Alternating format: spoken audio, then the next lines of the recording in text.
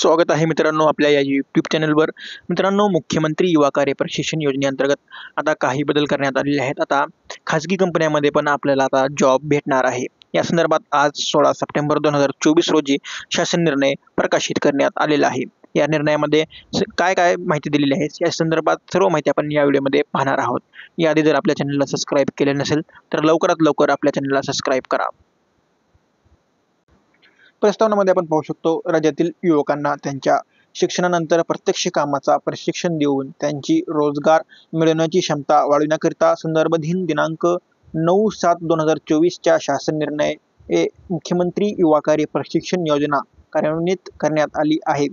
सदर योजनेचा व्यापक प्रचार होऊन अधिकाधिक उमेदवारांना कार्य प्रशिक्षणाची संधी उपलब्ध होण्याच्या दृष्टीने संदर्भ दिनांक 9 सप्टेंबर 2024 च्या शासन निर्णय अतिरिक्त सूचना निर्गमित करण्यात आलेली आहेत. म्हणजेच आता अधिकाधिक लोकांना या योजनेअंतर्गत काम भेटावं आणि त्यांचा अनुभव वाढावा यासाठी आता यामध्ये काही बदल करण्यात आलेले आहेत.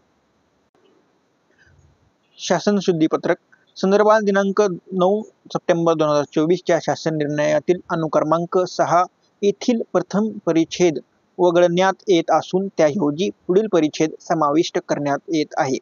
उद्योग आधार उद्योग उद्यम यांच्याकडून नोंदणीकृत असलेल्या सूक्ष्म लघु व मध्य उपक्रमातील MSME आस्थापनांना खालील प्रमाणात उमेदवार कार्य प्रशिक्षणासाठी रुजू करून घेता येतील. म्हणजेच आता ज्यांच्याकडे उद्योग आधार किंवा उद्योग उद्यम असं नोंदणीकृत असं प्रमाणपत्र असलेले जे व्यवसाय आहेत आता त्यांना उमेदवारांना कार्यासाठी आता रुजू करून घेता येणार आहे. आता याची संख्या खाली लिहिलेली आहे.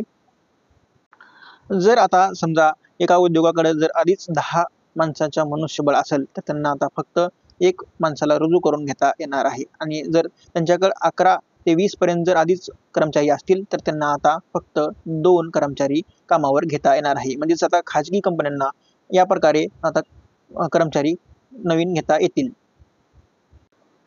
उद्योग उद्यम यांच्याकडून नोंदणीकृत MSME आस्थापनातील कार्यरत मनुष्यबळांची संख्या 20 पेक्षा अधिक असल्यास उत्पादन व सेवा सर्व्हिस क्षेत्रातील आस्थापनांना त्यांच्याकडील कार्यरत मनुष्यबळांच्या अनुक्रमे 10 ते 20% उमेदवार कार्य प्रशिक्षणासाठी रुजू करून घेता येतील. म्हणजे जर ते मोठा उद्योग जर असेल तर त्यांना आता 10 ते 20% उमेदवार हे या योजनेअंतर्गत आता रुजू करून घेता येतील.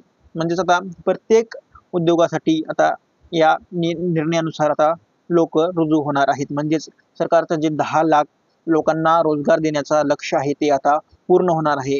यामध्ये 7 लाख पेक्षा अधिक जागा आता भरून घेणार आहेत. हा GR ची जर PDF तुम्हाला पाहिजे असेल तर हा GR आपल्या टेलिग्राम चॅनलवर अपलोड केलेला आहे. टेलिग्राम चॅनलची लिंक मी डिस्क्रिप्शन बॉक्समध्ये देत आहे. वरील सुधारणेनुसार उमेदवार रुजू करण्यापूर्वी संबंधित आस्थापनात होत असलेल्या कामकाजाशी संबंधित शैक्षणिक अर्हता कौशल्य रुजू होण्याची उमेदवाराकडे आहे का किंवा नाही याची खातरजमा संबंधित सहाय्यक आयुक्त जिल्हा कौशल्य विकास रोजगार व उद्योजकता मार्गदर्शक केंद्र यांनी करून त्यास मान्यता द्यावी. त्यानंतर उमेदवारास संबंधित आस्थापनेत रुजू करून घ्यावी. म्हणजेच त्या उमेदवाराची ते कौशल्य आहे का नाही त्याची शैक्षणिक अर्हता आता यामध्ये पाहूनच तुम्हाला काम भेटणार आहे. DPIIT यांच्याकडे नोंदणीकृत स्टार्टअप्स क्षेत्रातील आस्थापनांना कार्य प्रशिक्षणासाठी उमेदवार रुजू करून घेण्याबाबतची तरतूद कायम राहील. हा शासनाचा शासन निर्णय तुम्हाला कसं वाटला या संदर्भात कमेंट करून नक्की सांगा. आता जे युवक बेरोजगार आहेत त्यांना आता काम भेटणार आहे. 7 लाख पेक्षा जागा अधिक आता या योजनेअंतर्गत भरून घेणार आहेत. ज्यांचं शिक्षण आहे त्या शिक्षणानुसार तुम्हाला आता वेतन भेटणार आहे.